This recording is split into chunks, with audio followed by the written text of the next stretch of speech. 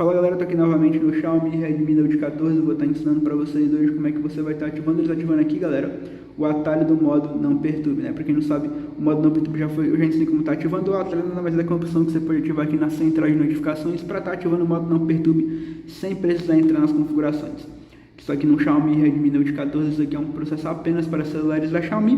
Dito isso, vocês vão descer aqui a sua central de notificações, galera, e vão procurar aqui o atalhozinho. Normalmente, por padrão, ele não está ativado, tá, galera? Se ele não tiver, vocês vão vir aqui em editar e vão procurar. No caso, ele vai ser simbolizado por essa meia luazinha aqui. Ativou ele, pronto, galera. Quando você clicar aqui, ó, você vai estar ativando ou desativando aqui o modo não perturbe. Como eu expliquei, né, no vídeo passado, esse símbolozinho aqui da meia lua na central de notificações simboliza ele, tá? Mas, bom galera, bem simples, como vocês puderam ver. Se você pegar e clicar e segurar aqui, galera, você vai estar entrando naquelas configurações dele para estar podendo mexer, né? Mas bom, esse foi o vídeo, até a próxima, muito obrigado por assistir, tamo junto, valeu, falou!